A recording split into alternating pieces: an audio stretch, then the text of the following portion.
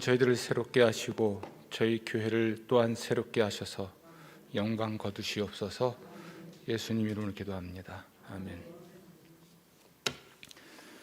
하나님 말씀 사도행전 2장 44절부터 47절입니다.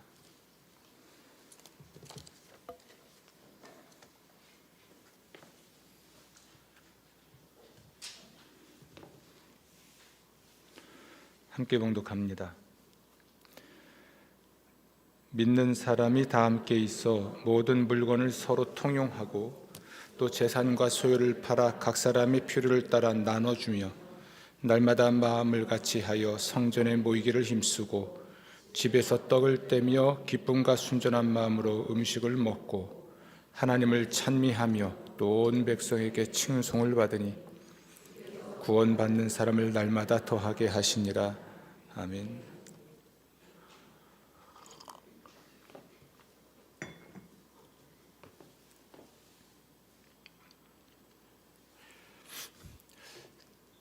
재확산의 위험을 경고하지만 우리의 그 마음은 코로나가 끝난 듯합니다. 집합 금지가 해제됐고 또 교회 안에서의 작은 모임이나 취식이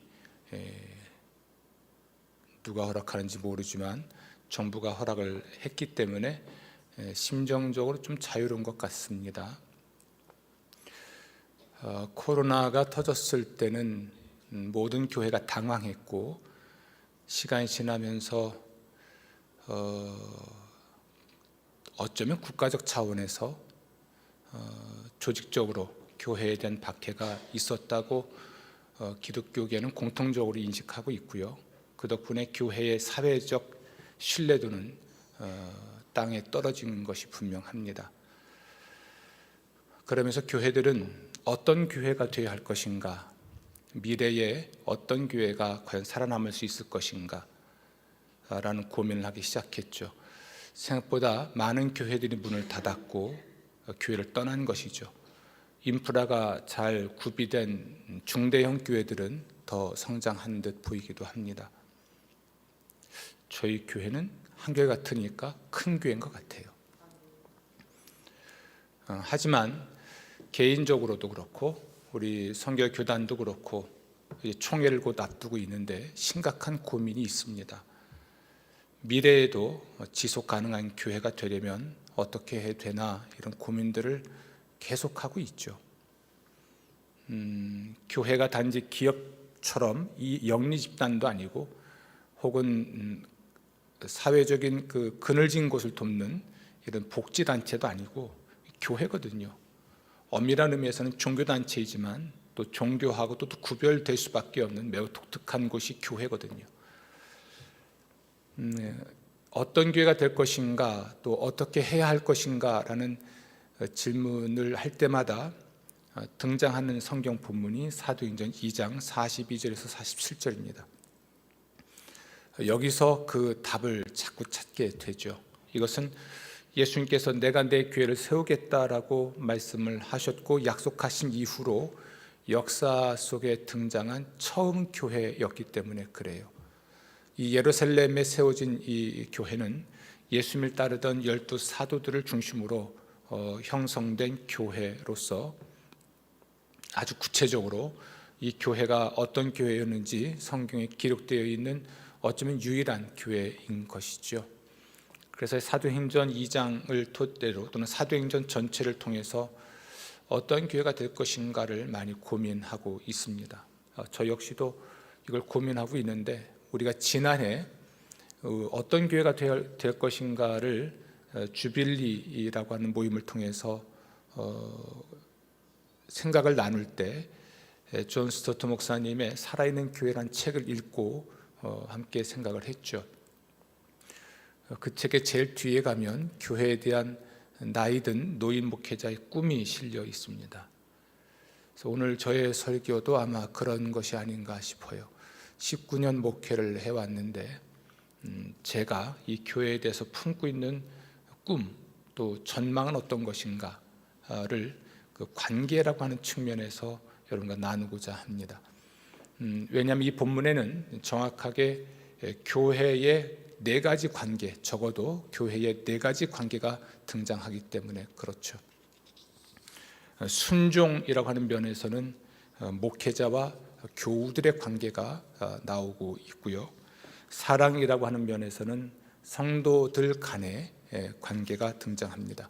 예배라고 하는 면에서는 하나님과의 관계가 등장하고, 전도라고 하는 면에서는 세상과의 관계가 등장하지요. 이것을 하나씩 우리가 좀 생각해 보고, 여러분 모두가 교인으로서 또 교회로서 이 관계를 어떻게 만들어 갈 것인지 점검도 하시고, 온전한 관계 속에서 행복한 신앙생활을 할 수 있게 되기를 부탁을 드리겠습니다. 그리고 기회가 된다면 교회를 위해 기도하실 때 이런 교회 되게 하소서 이렇게 기도하시고요. 여러분의 신앙의 지표, 내가 무엇을 위해 또는 어떻게 교회 생활을 할 것인가, 이런 질문을 할 때 그 지표로 삼으셔야 할 본문인 것이죠. 제가 저에게 부임해서 리고렌 목사의 목적이 이끄는 교회라는 책을 읽고 교회의 DNA라는 것을 소개했습니다. 리고렌 목사님은 마태복음 28장 말씀, 또 서로 사랑하고 하나님 사랑하라는 말씀, 또 사도행전 말씀 등등을 묶어서 교제, 성장, 사역, 전도, 예배라고 하는 5가지 핵심 가치를 교회의 목적으로 봤죠. 그래서 이 목적이 끌어가는 교회가 돼야 하고, 우리 그리스도인의 신앙생활의 지표도 이 5가지가 목적이어야 한다라고 이야기를 했습니다. 그와 유사한 이야기가 될 텐데 귀담아 듣고 교회 안에서의 이 관계들을 잘 발전시켜 나갈 수 있기를 부탁을 드리겠습니다. 먼저 교회 안에서 첫 번째 관계는 목회자와 성도의 관계입니다. 예루살렘 교회의 첫 번째 특징이 2장 42절에 기록되어 있는데요, 그것은 그들이 사도의 가르침을 받아라고 기록되어 있습니다.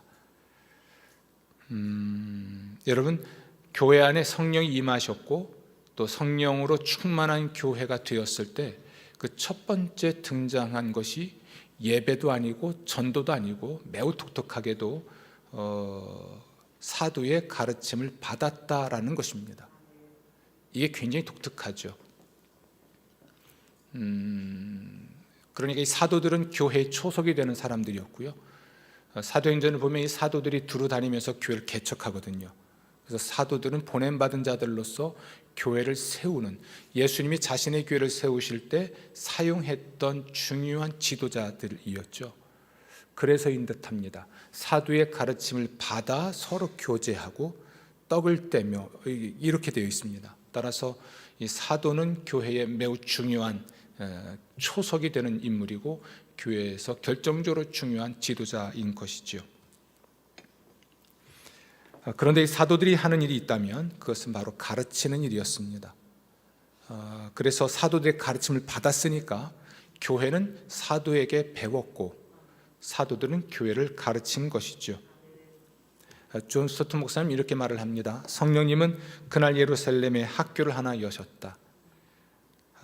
교사는 사도, 예수님께서 임명하셨고 훈련하셨고 성령으로 세례받아 성령 충만했던 사도들이었고, 학생들은 회개하고 예수 그리스도 이름으로 세례를 받고 죄 사함 받은 3,000명의 신도들이었다.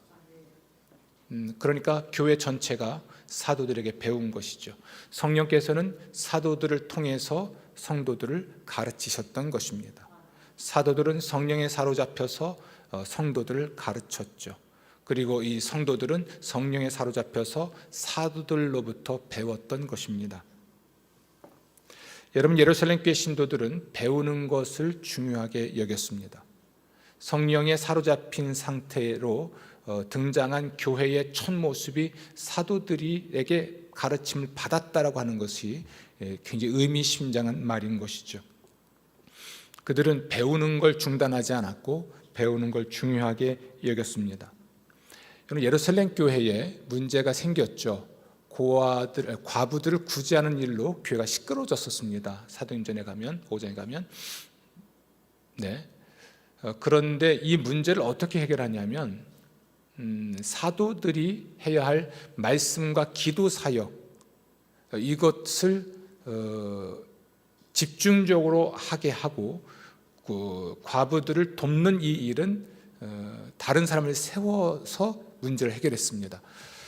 이런 거죠. 사도들의 본래 사역이 말씀과 기도 사역이라서 그것에 전념할 수 있도록 해주고, 그리고 이 사도들은 과부들을 구제하는 일을 할 때 잘 못해서 문제가 생겼고요.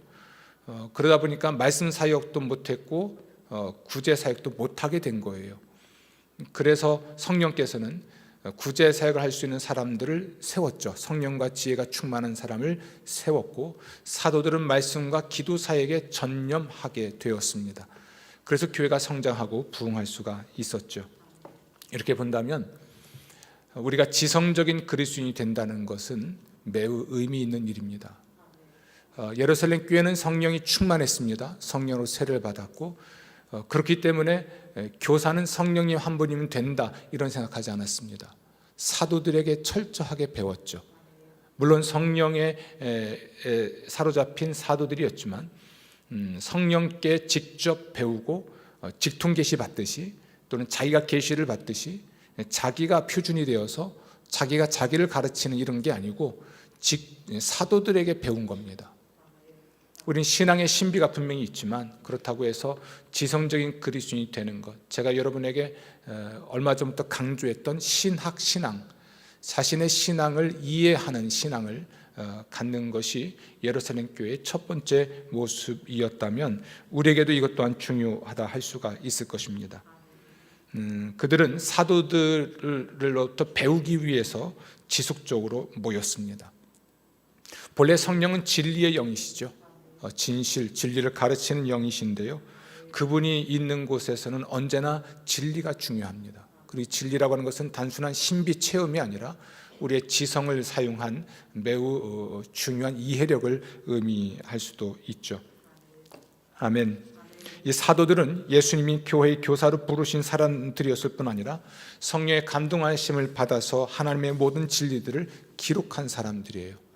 우선 신약 성서를 보면 마태복음 기록한 마태, 마가복음을 기록한 마가, 누가복음을 기록한 누가, 요한복음을 기록한 요한, 그리고 사도행전을 기록한 누가, 그리고 로마서를 기록한 바울. 그래서 바울 서신이 나오잖아요. 일반 서신에 가면 또 야고보서를 기록한 야고보, 요한계시를 기록한 사도 요한, 이렇게 성령에 의하여 감동된 사람들이 교회를 가르쳤을 뿐 아니라 그들은 하나님의 모든 진리들을 기록을 하게 됐죠. 그들이 기록해서 우리가 그 사도들의 글로 확정한 것이 바로 성경입니다. 아멘. 성경은 사람의 뜻으로 낸 것이 아니라 성령의 감동하심을 입은 사람들이 하나님께 받아서 말한 것입니다. 하나님께 받아서 말을 했고 그 말한 것들을 기록한 것이 바로 성경이죠. 아멘. 사람들은 성경을 통해서 구원에 이르는 지혜를 얻게 되고요, 그리고 구원받은 사람들이 온전한 하나님의 사람이 되는 지혜를 얻게 됩니다. 유명한 말씀이죠. 디모데후서 3장 16절 이하의 말씀인데 10절 11절 가면 성경에서 구원에 이르는 지혜를 얻고라고 되어 있습니다. 그리고 구원받은 사람들이 교훈과 책망과 바르게 함과 의로 교육함을 받아서 하나님의 사람으로 온전하게 되게 하는 그 역량을 갖추게 하는 것이 바로 성경이라고 이야기를 하고 있죠. 따라서 교회는 오직 한 책 성경의 교회가 되어야 합니다. 요한 웨슬레 목사님의 표현대로인데요, 오직 한 책 성경의 사람이 되겠다는 그의 다짐이 오늘날 교회에 적용한다면 오직 한 책 교회의 성경의 교회가 되어야 하는 것이 교회의 중요한 사명이죠. 오늘날 사도들은 세상을 떠났습니다. 우리가 그러면 어떻게 사도들에게 배울 수 있을까? 그것은 사도들의 글을 배우는 것입니다. 우리가 교회의 교사로 세운 목회자에게 배울 때 우리는 사도에게서 배운다 말을 할 수가 있습니다. 오늘날 교회 목회자는 예수님이 선택하고 세우셨던 12명의 사도하고는 다릅니다. 그러나 에베소 4장 11절 12절 보면 목사 곧 교사라는 말이 나와요. 사도, 선지자, 복음 전도자, 목사와 교사 이렇게 되어 있는데, 사도, 그들은 예수님의 일꾼들로서 이미 세상을 떠났던 사람들이니까 사도 바울이 그 에베소서를 쓸 때만 해도 아마 살아있었던 이 사도들마저도 이제는 세상을 떠나고 없잖아요. 그럼 교회가 사도들에게 배우기 위해서 지속적으로 모였고 열심히 배웠다고 할 때, 우리는 그러면 어떻게 사도들에게 배울까라는 질문이에요. 그럼 우리는 어떻게 사도들에게 배울 수 있을까요? 성경을 배우는 건데요, 성경을 통해서 사도들에게 배우는데, 이후에 하나님께서는 교회에서 사도들의 글을 가르칠 수 있도록 목회자를 세웁니다. 그래서 목회자는 한 책 성경의 사람이 되어야 하고, 성도들 또한 한 책 성경의 교회가 되어야 하겠는데, 어떻게 그런 사람이 될 것인가? 그것은 바로 교회의 목회자에게 배우는 것이죠. 이 배움이라고 하는 것은, 제가 지금 이제 나이가 내일 모레면 60이잖아요. 그리고 철학 박사 학위도 있고, 뭐 목회학 박사 과정도 공부했고, 또 박사 학위는 가지고 있습니다. 돈 주고 산 게 아니고요. 공부를 하고 지금도 성경을 연구하고 있죠. 그런데 우리 성도들 입장에서는 교회에서 뭘 배우는 것을 마치 교과 과정을 끝내면 끝난 것으로 생각을 합니다. 근데 그렇지 않습니다. 똑같은 걸 여러 번 반복해서 배우는 것은 성경을 배우는 것이기 때문에 의미 있는 일이에요. 근데 대체로 제가 교회에서 성역 공부반을 모집하면 그거 했는데 또 해요? 이렇게 말을 합니다. 제가 이렇게 말을 하죠. 저는 했는데 또 했는데, 저는 가르쳤는데 또 가르쳤는데, 왜 자꾸 가르치고 왜 자꾸 배워야 될까? 그렇게 살 때까지 듣고 배우는 것이죠. 고대로부터 성경은, 그러니까 2000년 동안 성경이 교회의 경전이었죠. 2000년 동안 너무나 많은 목회자들이, 또 수십 많은 경건한 그리스도인들이 성경을 가르쳐 왔습니다. 지금도 마르지 않는 샘처럼 생명수가 성경에서 솟아나고 있고, 이 성경의 진리를 통해 구원을 받고 성경의 진리를 통해 온전한 그리스도인이 되는 일이 생기고 있죠. 하나님 말씀은 좌우의 나에서는 어떤 검보다 예리하여, 이런 표현이라든지, 하나님 말씀은 뭐 방망이와 같아서라든지, 하나님 말씀은 뭐 이슬과 같아서, 또 하나님 말씀을 음식에 비유하고, 이런 것들은 그 하나님 말씀이 지금도 우리에게 생명을 주고 우리의 삶의 중요한 규범이 된다는 것을 강조하는 것이죠. 우리 한 사람을 변화시키는 능력은 바로 성경을 통한 성령의 역사입니다. 그런데 사도들로부터 배웠다라고 할 때, 사도들에게 가르침을 받았다 할 때는 배움이잖아요.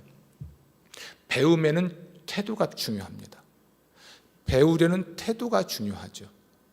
배운다는 이야기는 상대방의 권위를 인정하는 겁니다. 가르치는 사람으로서 권위를 인정하는 것이고, 그가 가르치는 대로 따르는 거거든요. 특히 도제식 교육입니다. 성경의 배움은 강의식이 아니라 도제식입니다. 마치 도예가가 그릇을 빚어내듯이 한 심령 한 심령들을 빚어내는 것이 교회의 교육이고, 따라서 성도들은 그렇게 목회자를 통해서 빚어지는 겁니다. 물론 우리를 빚으시는 분은 하나님이세요. 그러나 교회의 사도적 직무로 부름받은 목회자를 통해서 성도들을 하나님이 빚으시는 것이죠. 이렇게 누군가가 날 빚어갈 때, 나의 모난 성품, 병든 인격, 뭐 삶의 태도, 이런 것들을 빚어갈 때는 사실은 배우는 사람이 그를 인정할 때 이 교육이 가능해져요. 그리고 그가 시키는 대로 따를 때, 곧 배움의 영성과 이 순종의 영성이죠. 배움에는 순종과 존중의 영성이 있는 겁니다. 그래서 교회의 첫 번째 관계는 목사와 성도의 관계라고 말을 할 수가 있는 거죠.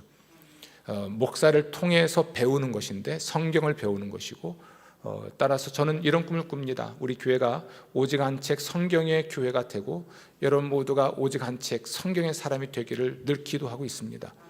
이것을 위해서 여러분이 배우는 걸 중단하지 않았으면 좋겠어요. 특히 목회자가 목회자로 부름받아 하나님이 부르신 겁니다. 하나님이 부르셔서 하나님의 종이지 여러분의 종은 아니에요. 사실은 하나님의 종으로 성도들을 섬기는 자죠. 그 점을 명심하십시오. 그걸 인정할 수 있어야 돼요. 그리고 그를 존중하고 그에게 순종할 수 있어야 합니다. 교회 안에 있는 그 첫 번째 관계는 목사와 성도의 관계이고, 여러분들이 목사를 그 성경을 가르치는 또 하나님께 의하여 부름받은 목양자로 인정하고 순종하는 영성을 키워갈 때 교회 생활이 행복합니다. 제가 짧은 목회지만 94년도에 목사 안수 받고 지금 28년째 목사로 살아오지만, 목회자하고 불편한 심정을 갖고 은혜 받는 사람은 본 적이 없어요. 그리고 목회자와 관계가 틀어질 때에 그 이유가 어디 있든지 간에 그 상태로 말씀 듣고 은혜 생활을 할 수가 없습니다. 부대끼죠. 설교자는 설교할 때마다 그분이 눈에 들어오고, 듣는 사람은 설교를 들을 때마다 불편하게 듣게 되고, 그런데 어떻게 은혜가 있고 어떻게 성장이 있을 수 있겠습니까? 따라서 여러분이 목회자를 인정하고 존중하고 배우고 따르려고 하는 이런 배움과 인정과 순종의 영성이 형성되지 않고는 여러분이 하나님의 사람으로 빚어지기가 어려운 거예요. 그리고 독불장군이 되죠. 내가 복음을 갖고 있습니다. 우리 모두는 내 나름대로의 교회관, 신앙관, 또 그런 게 있습니다. 그러다 보니까 그 잣대를 가지고 자꾸만 서로를 바라보고 교회를 바라보고 하니까 문제가 생기거든요. 우리 함께하는 교회를 위한, 또 교회를 향한 저의 개인적인 꿈은 오직 한 책 성경의 교회가 되고 그런 성도들이 되는 것입니다. 지난 19년 동안 줄기차게 쉬지 않고 여러분들에게 말해왔고, 당근과 채찍을 같이 곁들여서 설교해온 듯합니다. 설교를 할 때마다 부담되는 일도 많이 있었지만 타협하지는 않은 것 같고요, 피해가지도 않은 것 같습니다. 아마 어리석어서인 것 같아요. 그냥 피해가면 될 본문들을 피하지 않고, 때로는 양념을 치면 될 본문들을 양념을 치지 않고 설교하니까 많이 힘들 수 있겠으나, 목사의 사명은 하나님의 진리를 지키는 수호자입니다. 그러므로 여러분 모두가 오직 한 책 성경의 사람이 되고 우리 교회가 성경의 교회가 될 수 있도록 목회자의 목회직을 인정하고 존중하고 그에게 배우는 일을 중단하지 않기를 부탁을 드리겠습니다. 아멘. 교회의 두 번째 관계는 그것은 성도와의 관계이죠. 사도행전 2장 42절 보면 사도의 가르침을 받아 그들이 교제하고라고 되어 있습니다. 이 교제하고라고 하는 단어는 가장 유명한 단어지만 또 가장 잘 못 사용된 것이기도 합니다. 교제, 그러면 마치 모여서 밥 같이 먹고 차 한 잔 마시면 그것을 교제라고 생각합니다. 성경적 교제가 절대 아닙니다. 이 교제라고 하는 말은 흔히 코이노니아라고 하는데요, 공동이라는 의미의 헬라어에서 온 것입니다. 공동. 그래서 공동 소유가 있고 공동 생활이 있습니다. 성도의 교제를 할 때 매우 중요한 것이 첫 번째가 공동으로 소유하는 겁니다. 성경에서 뭔가를 소유한다고 할 때는 마치 어떤 재물을 소유하는 것으로 보이지만 그렇지가 않습니다. 우리 모든 성도들이 공유하는 것은 성부와 성자와 성령이시고 그분이 주시는 은혜를 공유하는 것입니다. 이 점이 매우 중요해요. 성부와 성자와 성령을 우리가 공동으로 소유하고, 그러니까 성부, 성자, 성령께서 우리 안에 우리와 함께 계시는 거죠. 그것 없이는 우리가 공동체의 교인이라 할 수 없죠. 그리스도인이 아닌데 교인은 아닌 거죠. 따라서 우리가 공동으로 소유하는 것은 성부와 성자와 성령이시고 그분들이 베푸시는 은혜, 그분들이 베푸시는 축복, 그분들이 베푸시는 사랑을 공유하는 거예요. 그래서 연관되는 일이지만 예배의 자리라든지 배우는 자리에 동참하는 것이 매우 중요합니다. 제가 저희에게 부임해서 신병훈련소, 소그룹을 하겠다고 신병훈련소라든지 세드백교회 이야기라든지 심지어 셀목회 지침서에 나오는 랄프 네이버의 글이라든지 소그룹을 해보겠다고 원탁을 놓고 여기서 예배 중에 대화도 해보고 많은 일을 하지 않았습니까? 그때 이후로 제가 어떤 책을 토대로 여러분과 신앙생활을 해왔는지 한번 살펴보십시오. 어떤 분은 아마 저한테 배우는 시간들을 꾸준히 하신 분들은 가보면 역사가 보입니다. 처음의 역사, 부터 지금까지 무슨 책을 보고 있는지를 다 보이는 것이죠. 이렇게 예배를 드리는 자리에 동참하고 배우는 자리에 동참하고 특별한 세션이 있으면 또 참여함으로써 오늘 오후에 우리가 옆에 로고스 캠프 2 이 본관 전체 매입과 그리고 리모델링을 마친 기념 음악회가 있습니다. 이런 자리를 오는 거예요. 매우 중요한 세레머니입니다. 사실 초청하기 어려운 교수이기도 한데요. 김주성 교수가 오르간도 없는 교회인데 오르간 연주회를 부탁을 하니까 저 렌탈을 해서 와서 연주를 하거든요. 그런 시간이죠. 어떤 세레머니가 있습니다. 동참하고 배우는 자리가 있습니다. 동참하고 예배하는 자리가 있습니다. 동참함으로써 우리가 뭘 공유하죠? 그날 그 행사에 그 시간에 하나님이 베푸시는 은혜들, 하나님이 주시는 말씀들, 하나님이 베푸시는 사랑들, 하나님이 베푸신 축복들을 공유하는 거예요. 이게 돼야 근본적으로 교회 안에서의 행복이 있죠. 그리고 놀라운 건 이 같은 걸 공유함으로써 또한 나눌 수 있는 겁니다. 성도의 교제는 그러므로 하나님의 은혜를 받는 자리에 참여하는 것이고 참여하여 교제하는 것이죠. 이스라엘 민족이 절기를 지킬 때 자녀들은 물론이고 온 동네 사람들이 예루살렘에 모여들잖아요. 성인 남자들이 모여드는데 거기서 모두가 함께 하나님을 영광을 돌리는 광경이 구약 성서에 나옵니다. 그래서 우리가 이 진정한 성도의 교제는 같은 은혜를 받고 은혜 받은 것을 함께 나누는, 쉐어하는 것입니다. 그래서 공유하고 공동 생활을 통해 나누는 삶에 있어서 첫 번째 중요한 건 하나님과 그분의 은혜와 축복들을 공유하고 받은 은혜들을 체험들을 나눔으로써 서로 격려하는 것이죠. 이게 성도의 교제입니다. 교회에서 차를 마시면서도 세상 얘기할 수 있습니다. 교회에서 같이 밥을 먹으면서도 정치 얘기할 수도 있죠. 물론 그것을 통한 교제도 가능하겠으나 성도의 교제에 매우 중요한 것은 은혜를 공유하고 받은 은혜를 함께 나누는 것이죠. 아멘.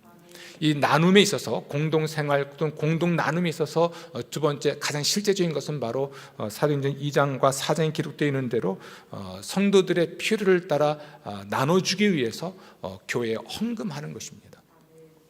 2장 44절 말씀 보면 믿는 사람이 다 함께 있어 모든 물건을 서로 통용하고 재산과 소유를 팔아 각 사람의 필요를 따라 나눠주며. 아멘.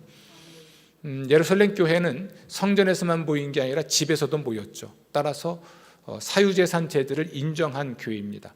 모든 성도가 자기 집을 팔고 자기의 어떤 재산을 팔고 공동체의 공동재산으로 만들어야 된다는 얘기를 하는 게 아니에요. 이단들은 그렇게 합니다.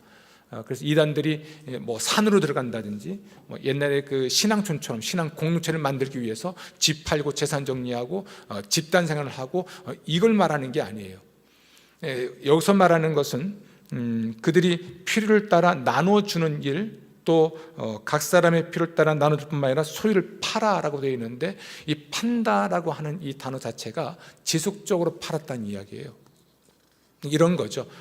교회가 어떤 필요가 있을 때 또는 어떤 성도를 도와야 될 때 그때마다 자기가 헌금을 통해서 기금을 모으고 그것으로 그들을 도와줬다는 이야기예요. 이것이 우리가 은혜를 나눌 뿐 아니라 소유를 나누는 삶인 것입니다. 예루살렘 교회는 우리가 알 수 있는 대로 중요한 두 번째 관계가 있었는데 이것은 성도와의 관계입니다.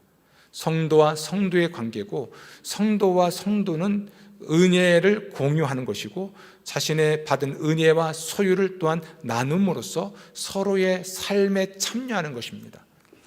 우리는 교회에서 누군가가 내 삶에 참여하는 것, 이것을 거부합니다. 그리고 내가 누군가의 삶에 참여하는 것도 싫어하죠. 내가 그의 인생에 개입한다는 것, 또는 그가 내 인생에 개입한다는 것, 내 생각과 내 삶의 방식에 개입해서 이건 고쳐야 됩니다, 그건 잘못했습니다, 그거 잘하셨네요, 개입하는 것을 굉장히 거부합니다. 이건 진정한 성도의 교제가 아닙니다. 참된 성도의 교제는 은혜의 자리에, 배움의 자리에 함께 참여하여 성부와 성자와 성령님과 그분의 은혜와 축복을 공유할 뿐 아니라 그 은혜를 나누는 것이고 또한 자신의 소유를 헌금을 통해서 공유해서 그것으로 각 사람의 필요를 따라 나눠주는 것이 참된 성도의 교제죠. 2장 45절도 각 사람이 필요를 따라 나눠 주었고 4장 35절도 각 사람의 필요를 따라 나눠 주었다라고 기록합니다. 따라서 여러분, 교회 안에는 성도의 관계에 있어서 두 번째 관계가 있는데 그건 성도들 간의 관계입니다. 진정한 성도의 교제는 은혜를 공유하고 또 은혜를 나누는 것입니다. 필요하다면 헌금을 통해서 재산을 공유하고 그것으로 성도들의 필요를 나눠주는 것이니까 매우 중요하게 생각할 필요가 있습니다. 존 스토트 목사님은 이 부분을 설명하면서 이렇게 표현을 합니다. 구약의 하나님 백성들은 그들의 소산의 11조를 레위인과 객과 고아와 과부에게 주어야 했다. 따라서 교회의 교인들이 어떻게 자기 소득의 11조보다 덜 줄 수 있단 말인가? 그렇다면 신약의 하나님의 백성들은 자기 소득의 11조 이상을 헌금하는 것이 맞습니다. 그것의 목적은 정말 성도들이 필요로 하는 것, 교회가 필요로 하는 것을 위해서인 것이죠. 여러분, 교회가 여러분을 필요로 할 때, 또 여러분의 소유를 필요로 할 때 기꺼이 자발적으로 그것을 헌금하십시오. 그것을 통해서 다른 가난한 사람의 필요를 세우고 어려운 교회를 돕기도 하고 세상에 복음을 전할 수 있는 이런 능력 있는 교회를 만들어 주시기를 부탁을 드리겠습니다. 그럼 무엇보다 모이기에 힘쓰고 그러므로 배우고 은혜를 공유하는 일에 열심을 내십시오. 이제 그렇게 해야 될 때입니다. 그리고 그것을 나누는 것이죠. 만나서 세상 얘기할 수 있지만 은혜를 공유하십시오. 또는 내 삶을, 내 마음을 이야기하고 기도를 부탁하면서 하나님의 개입을 요청하십시오. 이게 성도의 교제입니다. 어떤 교회는 이제 코로나가 끝났기 때문에 교회 식사를 재개했다라고 합니다. 저희는 교회에서 밥을 안 먹겠다 그랬죠. 교회 식사의 중요한 목적은 성도의 코이노니아입니다. 성도의 교제인 것이죠. 코로나 시대 이후에 어떤 방식의 교제를 할 것인가 고민을 오랫동안 해왔고, 또 우리가 오랫동안 사실은 만들어왔던 카페가 있고, 지금 충주도 이런 대형 카페들이 굉장히 많이 생겼습니다. 또 단월에 가보십시오. 호암지에 가보십시오. 우리 집에 가는데 그 옆에도 그 유명한 프랜차이즈 커피숍에 아침부터 사람이 바글바글합니다. 우리 카페는 사람이 없어요. 이것은 우리 시대가 카페 문화가 이미 무르익었고 충주가 이제서 무르익은 겁니다. 그런 문화가 춘천이라든지 서울 인근은요 벌써부터 있었던 것인데 이제서 충주는 이것이 시작된 것이죠. 저희 교회가 오랫동안 해왔던 카페, 이것을 좀 더 전문화하고 의미 있게 하기 위한 초석을 해놨습니다. 인프라를 구축해놨죠. 예배 후에 바로 돌아가기보단 카페에서 커피 한 잔 사서 서로 잠깐 교제할 수 있다면 이게 이제 코로나 시대 이후에 성도의 교제에 이어야 한다고 생각한 것이죠.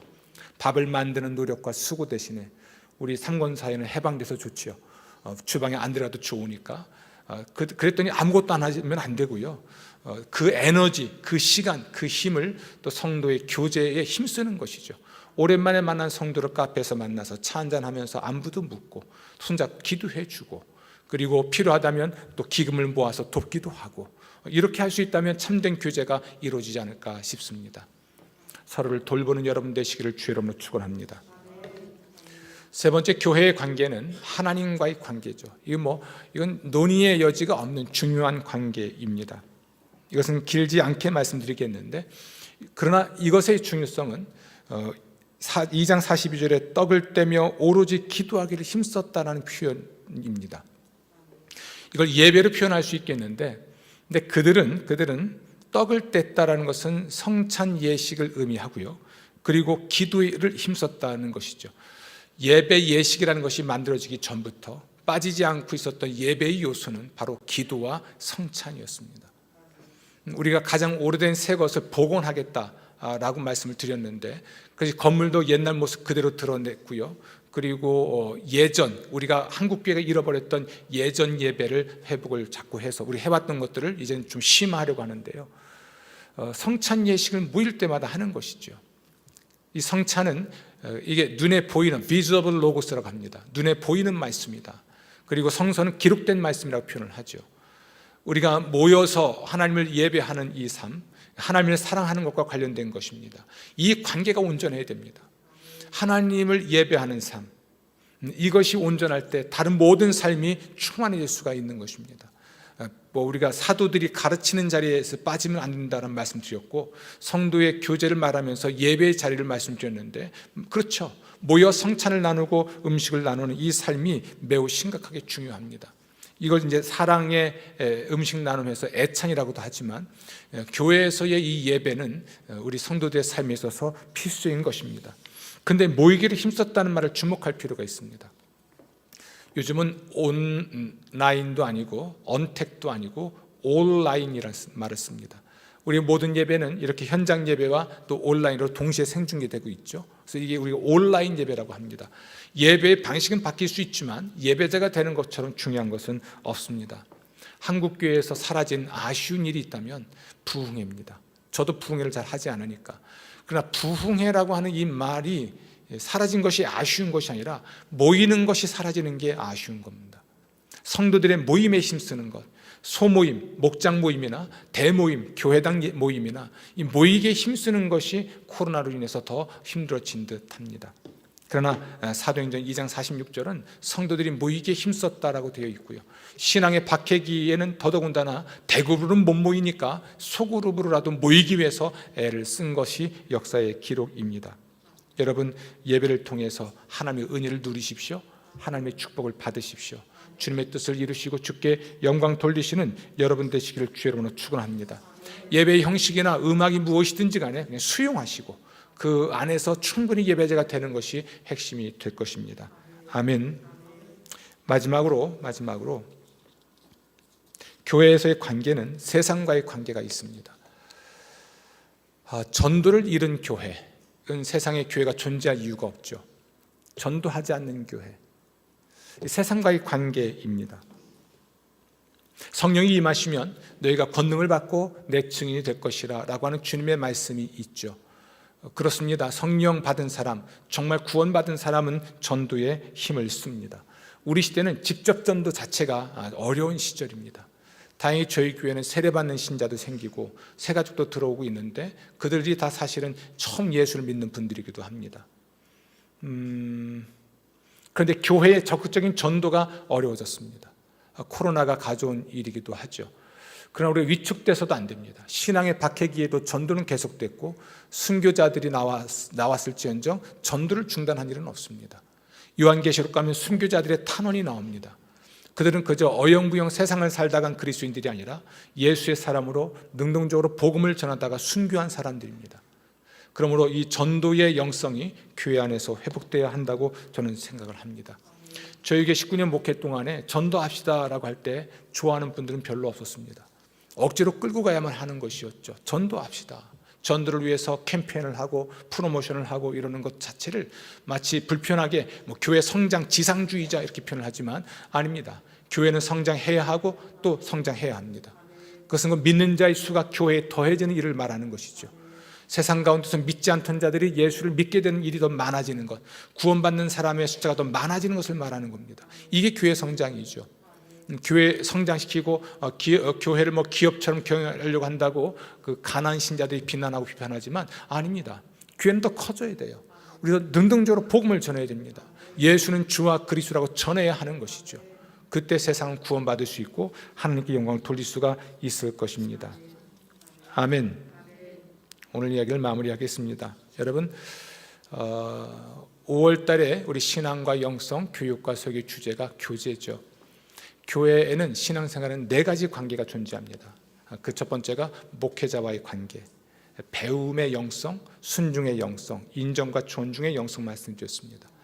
두 번째는 성도 간의 관계입니다. 이것은 공유인데 공동을 위해서 참여하고 나누는 것이죠. 참여하고 나누는 것. 단순히 공간 안에 같이 있는 것이 아니라 은혜를 나누고 삶에 참여하는 것입니다. 세 번째는 하나님과의 관계인데 예배의 관계죠. 참된 예배자, 힘썼다, 기도하기에 힘썼다 이런 표현 봐서는 열정적으로 예배했다는 것입니다. 어떤 장애에도 불구하고 모이기에 힘썼고 모여서 예배를 드린 것이죠. 기도한 것이죠. 마지막으로 세상과의 관계인데 이건 전도하는 것입니다. 세상의 영혼들을 사랑하는 마음으로 그들을 품고 그들을 위해 기도하고 그들에게 예수의 십자가 복음을 전하는 삶을 살아가야 할 것입니다. 이 4가지 관계를 점검해 보십시오. 여러분 목회자의 관계 온전하십니까? 여러분 성도와의 관계는 어떠신가요? 여러분 하나님과의 관계는요? 또 세상과의 관계는 어떻습니까? 다르게 말해볼까요? 여러분 배우고 있나요? 또는 성경의 사람입니까? 두 번째, 공유하고 나누는 삶을 살고 있습니까? 그리고 예배하고 있나요? 혹은 전도하고 있나요? 이걸 점검해 보신다면 여러분이 어떤 그리스도인인지 알 수 있을 것입니다. 저는 이런 꿈을 꿉니다. 교회가 이런 네 가지 관계가 온전해지고 하나님께 온전한 예배를 드리는 교회가 되는 꿈을 꿉니다. 제게 주어진 목회가 얼마 남았을지 모르지만 그 시간 내내 할 일은 아마 이 네 가지 일일 것입니다. 여러분도 이 네 가지 부분에 온전한 분들이 되어서 하나님께 영광 돌리시기를 주 여러분으로 축원합니다. 기도하겠습니다. 하나님, 저희들의 관계를 온전하게 만들어 주옵소서. 하나님과의 관계, 교우와의 관계, 목회자와의 관계, 세상과의 관계가 온전하게 하여 주옵소서. 온전한 심령을 가지고 은혜를 받고 나누고 또 함께 참여하고 하나님 일을 이루어낼 수 있는 교회 되게 하시고 참으로 건강하고 든든하게 평안하고 하나된 마음으로 교회가 성장하게 하여 주옵소서. 주의 말씀과 주의 성령의 이 기회를 부탁합니다. 감사하고 예수님 이름으로 기도합니다. 아멘.